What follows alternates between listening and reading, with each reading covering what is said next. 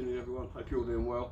Just thought I'd do a quick top 5 video and bottom 5 video of the Triumph 765 RS, similar to what I did with the Aprilia. I just thought it'd be a good one to make for this. Very difficult video to make for this, I'll be honest with you.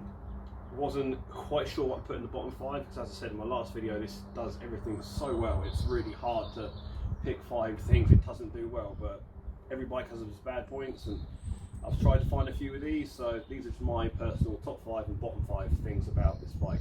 Number 1 on this, we'll start with the top 5, is definitely the engine on this. I love the way the engine sounds on this. The sound of the engine, the airbox sound. People often say about the Triumphs, and they got quite a big fan base, and until you ever go on one you don't really understand it, but the sound that comes from this is really unique and really easy to just fall in love with. It's truly a gorgeous sounding engine. The next point I'll probably make for this is how easy it is to ride. It's so easy to ride. You can jump on this straight out of the test centre if you're getting back into biking, if you want a commuter. The ease of riding on this is absolutely insane. I don't think anyone could jump on this and feel uncomfortable or scared or threatened or anything. So it's one of them bikes that really just invites the rider to really have a good time with it. I think that's a really important thing for this bike.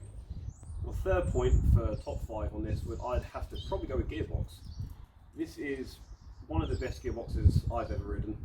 It's just absolutely phenomenal. You go up and down the gearbox, it's buttery smooth. Yes, I know this bike is very new and very low mileage, but it just works so well. Like, changing gear is like almost a joy on this.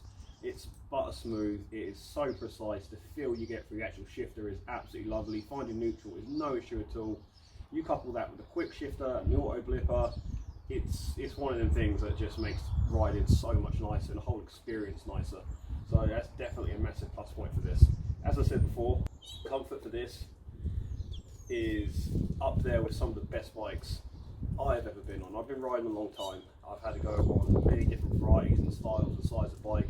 Even the big sort of cruisery bikes that are designed for going across continents and long distance travel, this is up there with how comfy they are, which is a really big deal. The comfort on this, you could probably spend all day in the saddle on this and you'd be perfectly happy, which is a massive point for a bike like this. The last of my top 5 points for this is value.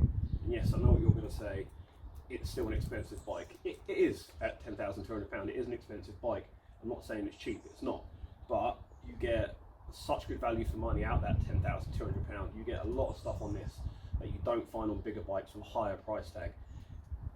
I know as I said before, the money is definitely up there and it is strong money, but you've got to look at what you get for your money. You've got all the toys on here, you've got the quick shifters on here, you've got all the digital dash on here, you've got your phone pairing.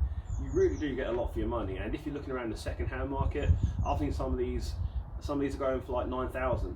Some of them are even a little bit cheaper than that. If you can get one for around that sort of price mark.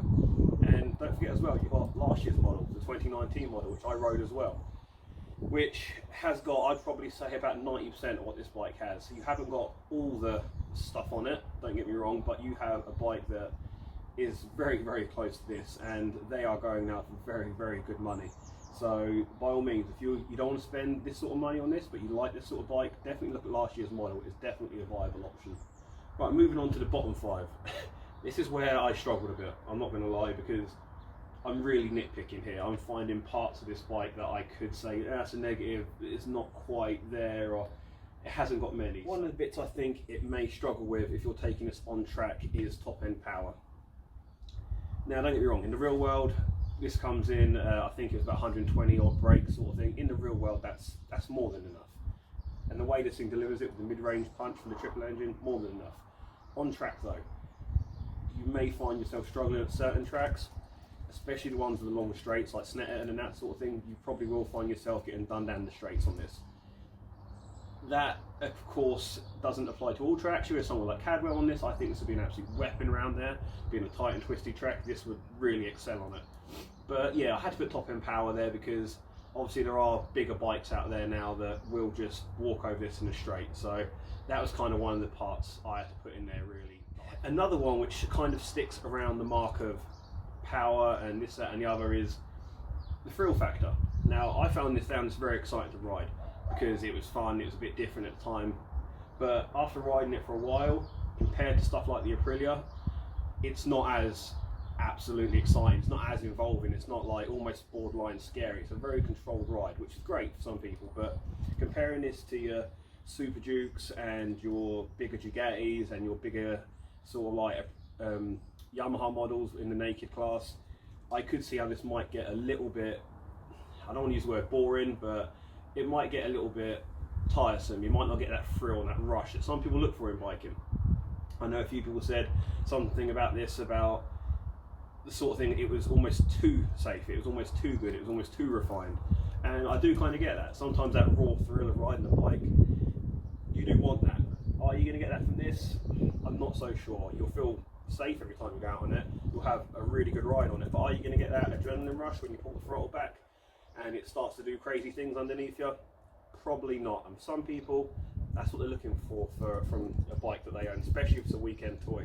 Another point I managed to come up as a negative, which I think would disappear over time once you got used to it, was the dashboard on this. Now I know that a lot of digital dashes can be very fiddly to use. The Aprilia is no different. I've been on a few modern bikes, and the dashboard, until you get used to it and the layout is very awkward. This is no different, but this has so much on it and so much customization that it can become, I don't know, a little bit overwhelming. At first you don't know what you're doing and you're pressing buttons and this, that and the other. It is one of them bikes where you're going to have to put some time in to understand exactly how the dash works and what you need to do to customize it how you want it, and that's going to take a little bit of time. For maybe people who don't want to spend that little bit of time getting used to it, you're going to have to on this, but that could be said for a lot of modern sports bikes out there now. The fourth negative on this is kind of one that I discovered through obviously talking to the guy who owns this and also riding it for myself for a while, is the foot peg height. Now of course that contributes a lot to the comfort of this bike because the foot pegs are quite low, but when you're going for it and when you're pushing on, they are a little bit on the low side. I'm not saying you're going to be grounding them out in every corner like a Harley or anything like that, you're not, but they are just a little bit on the low side.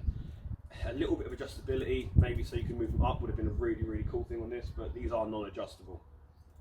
So it's going to mean fitting a set of rear sets to it. I get for most people who buy this bike, that's never going to be an issue, but if you are going for it, especially on track, that's one of the things that I probably would look out for, is a set of rear sets, because they are quite low, which of course makes it comfy, but as I said, it might raise its head as a bit of an issue later on. Staying with the whole sort of aesthetic look and the bits that are added on, looks is, believe it or not, one of my other points for the negative 5 things. And by all means, I don't think it's an ugly bike, I think it's a lovely bike. The problem is, some people say that it hasn't changed enough over the years. And don't get me wrong, I know I got an RSV4, that hasn't changed really looks-wise since '09, so I get why Triumph has stuck with this because it looks good. But some people who are paying out for a brand new bike, they want something that's really distinctive and really looks different. I think the best way to describe the styling on this is kind of non-offensive, and I don't mean that in a bad way. It looks very pretty, especially with the new lights on here, with the daylight running lights. It looks very, very nice indeed, especially when you got one like this with the SE can on there. Lovely looking bike, but for some people it's going to be a little bit too tame, and I do get that. Some people want something that screams at them. You look at KTM and their Super Duke and it comes in orange and it's really out there and you got all these really mad angles and it's really, really crazy loud. Some people want that. Some people don't, some people do.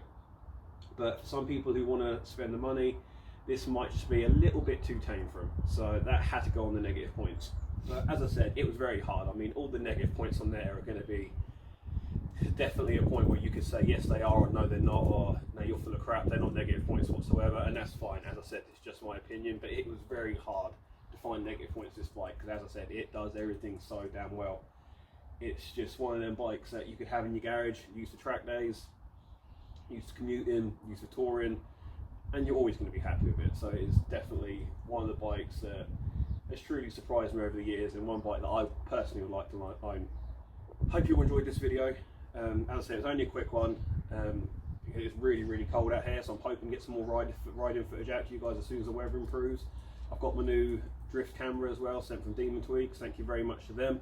So hopefully I'll be able to upload the footage of a ride back I did on this with some commentary. So hopefully that will be interesting to watch and come through fine. The other thing as well, if you haven't checked out already, check out the giveaway that I'm doing. It's a really cool giveaway. Some good prizes up for grabs. On my last post is all the information on there, what you need to do to enter. So go ahead and enter that. So best of luck with that. But yeah, until next time, everyone stay safe and have a good weekend. Bye.